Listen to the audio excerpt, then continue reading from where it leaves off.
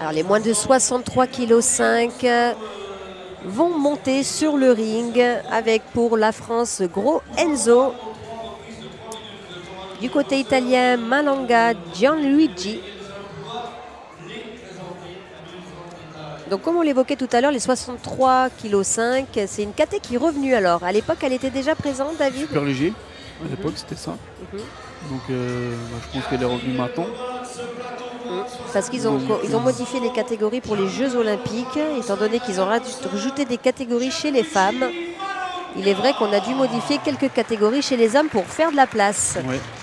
En équipe de France ou en international, c'est lorsqu'on fait des tournois, on est pesé, on fait les quarts le mardi, on refait les demi le jeudi. Il faut faire le poids le mardi.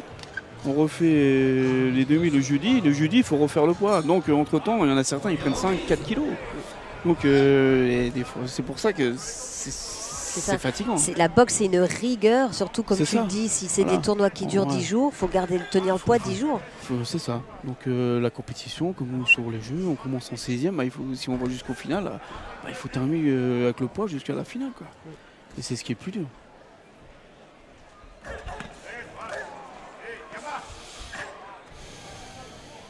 Alors Enzo Gros, champion de France 2000, ouais. Donc de cette année 2021, mais également en 2019. Membre de l'équipe de France, pense depuis 2018, pensionnaire à l'INSEP. 22 ans. Bien évidemment, les Jeux de Paris en ligne de mire. Lui aussi, c'est une histoire de famille chez les Gros. Il boxe avec son frère Hugo, que l'on verra plus tard qu'on verra la semaine prochaine, où une seconde rencontre de boxe aura lieu entre la France et l'Italie.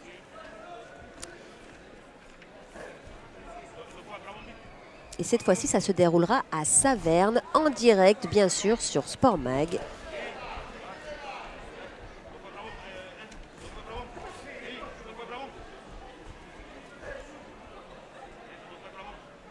Donc là, oui, beau contre de la part de l'Italien. Italien gaucher, français gaucher. Tout à fait, deux gauchers. Et souvent, je trouve que c'est vraiment pas mal ce qu'ils proposent depuis le début, parce que deux gauchers ne savent pas se boxer généralement. C'est compliqué et il y a beaucoup de chocs de tête des fois entre deux gauchers. Les chocs de tête sont fréquents. Je suis en train de me demander si Enzo est gaucher de nature ou s'il a travaillé sa fausse garde.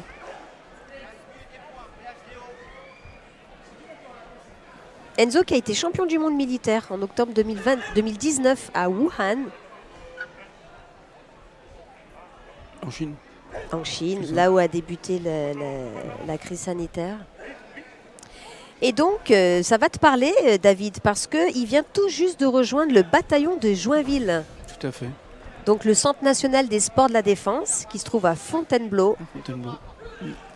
Tu as eu aussi l'occasion d'en faire partie, David, c'est bien ça? J'en ai fait partie, oui. Ouais. À cette époque, c'était M. Nato, l'entraîneur. D'accord. Alors, quelle expérience tu gardes de ce bataillon de Joinville? Bataillon de Joinville, j'ai fait le chemin du monde militaire. Donc, de représenter son pays quand on est à l'armée, c'est toujours... c'est très glorieux. Ouais. Donc, très belle expérience.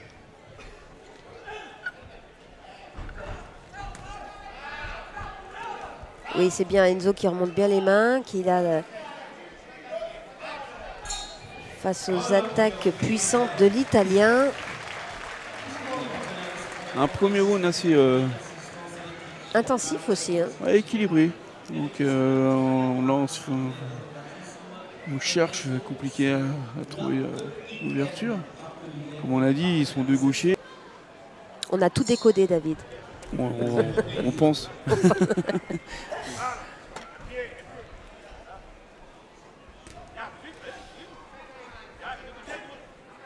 Voilà, il a la garde un peu plus serrée. Parce que je pense ce qu'il lui a demandé dans le coin. Voilà. Je ne sais pas si tu as vu, il est rentré directement avec son bras arrière. Tout à fait. Comme tout à l'heure, l'Italien. Voilà, il bloque, il va rentrer bras arrière, terminer le crochet du bras avant. Voilà. Et voilà. Mais c'est très tard, c'est dans l'enchaînement qu'il faudrait qu'il fasse. C'est bras arrière, crochet du bras avant. Casser l'attaque de l'Italien, tout à fait. Voilà, il faudrait qu'il rentre bras arrière et tout de suite crochet du bras avant. Parce que là, il y a un décalage entre son bras arrière et le bras avant.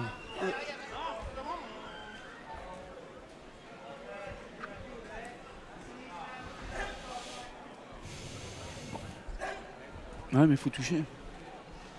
Et ça, c'est le haut niveau, c'est le très haut niveau. Ouais, même toutes ça, ces histoires de timing, ça se joue là-dessus à ce niveau-là. Hein. Il faut qu'il raccourcisse un petit peu la distance. Il est un peu loin.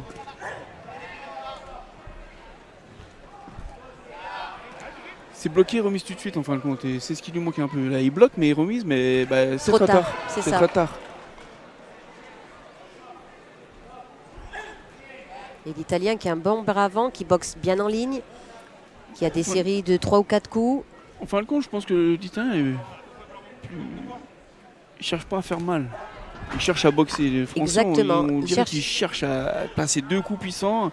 Et c'est ce qui, du coup, il perd en vitesse. Tout à fait. L'Italien, j'ai l'impression qu'il veut juste marquer ses points. Il fait son match. Bon, je touche. Bon, je tourne. Un peu l'amateur, quoi. Voilà, c'est ça. Les Français essayent de travailler un peu plus en puissance. Voilà, attention. L'opportunisme de l'Italien, tu vois, c'est ça la boxe, c'est qu'il l'a pas laissé il a perdu l'équilibre Enzo et il a enchaîné tout de suite l'Italien et on peut pas lui reprocher. Et c'est ça le haut niveau aussi. Exactement. C'est l'opportunisme, c'est saisir sa chance. L'Italien a passé un enchaînement. Il a un long bras, hein, l'Italien. Il a de très longs bras, hein. Très grande allonge. Ouais, il était grand, c'est bon.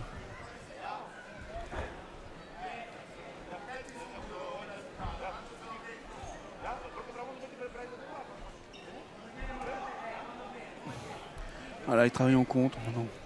Il fait déclencher l'Italien et après ensuite il travaille. Voilà, il joue un peu. C'est ça, étant donné qu'il en avance 2 points. Ouais. Il reste 10 secondes sur ce deuxième round. Il travaille un peu sur des coups, 2 coups puissants, donc c'est compliqué. Mais là, c'est que c'est la fin, on accélère, mais c'est... le round lui échappe. Personnellement, je vois le round l'échapper aux Français. Je le vois aussi. Ça a changé. Troisième et dernière reprise, et messieurs, dames, il faut encore encouragement pour ces boxeurs. Dernier round. Dernier round sur ce combat des moins de 63,5 kg. Joli. Ouais, un Italien explosif. Hein. Ouais, explosif. Il utilise bien ses segments, comme on l'a dit tout à l'heure. Tout à fait. Et ça, on sait que ça perturbe les longs bras comme ça. Ah ouais. Parce que finalement, il peut travailler à distance sans prendre de risque. Il reste loin, c'est ça, David. Petit retrait du bus, il revient, 2 coups. Il fait juste ce qu'il faut. C'est ça. Et chez Enzo, c'est une histoire familiale, comme je disais tout à l'heure. Il est entraîné par son papa, Nicolas Gros, qui a été d'ailleurs élu meilleur entraîneur cette année, avec le titre de Enzo, donc chez les moins de 63,5 kg, mais aussi de Hugo, chez les moins de 69. Et donc c'est le papa qui entraîne, la maman qui est secrétaire du club.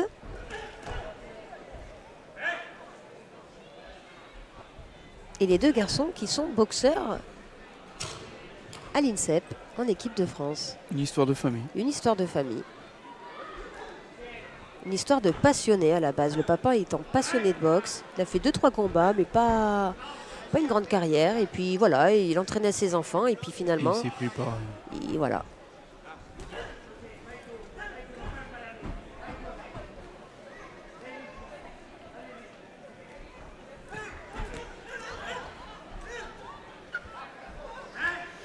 Enzo qui tente le tout pour le tout. Ouais. Essaye de travailler un peu plus vite. Moins...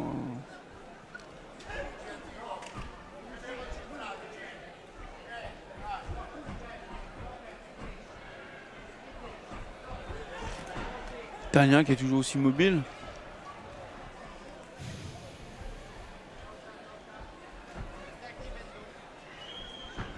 On sent l'Italien très à l'aise, vraiment. Très bonne mobilité du buste aussi, il est habile. C'est ça, mobilité du buste, coup d'œil. Coup d'œil, voilà, il est toujours... Mobilité, un bon déplacement aussi. Enzo n'aura pas pu s'exprimer ce soir parce que Non. vraiment, Ah, il n'a pas la c'est un boxeur technique. Il y a Comme lui on dit, aussi hein, de son pour côté le faire coup un- d'œil, mais ouais, c'est un beau combat. Il faut être deux pour faire un beau combat. Tout à fait, c'est ce que j'allais dire. Donc il faut être deux. Donc là, c'est pas vraiment le boxeur qu'il lui faut pour vraiment briller. C'est ça, Donc c'est avec ce style de boxeur qu'il faut qu'il progresse. Et exactement. pour pouvoir arriver au plus haut niveau, il faut pouvoir boxer toutes les styles Les de boxe, meilleurs, ouais. Les meilleurs, parce que... Voilà, compliqué. C'est Compliqué. pas facile. Bon, Et comme tu dis, ils peuvent donner la victoire à Enzo. ouais. Je plaisante. Et le Français n'a pas arrivé à trouver À s'exprimer, tout à fait. trouver la distance. Et C'est il ça. était pris de loin. Il a des grands segments. L'Italien a su profiter de son allonge. C'est ce qui a beaucoup perturbé le Français.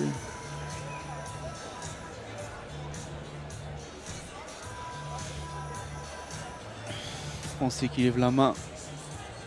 Pardon, l'Italien. Généralement, on sent à la fin d'un combat, David. Je sais pas si ça te le faisait, toi, mais est-ce que tu le sentais quand tu avais gagné ou pas? Ouais, c'est. Oui, Tu on le le sens, sent, hein, on le tu sent, on le sent. Le boxeur en rouge, Oui. Voilà, donc la victoire pour l'Italien, hein, sans grande surprise. Malanga Gianluigi qui s'impose par décision unanime.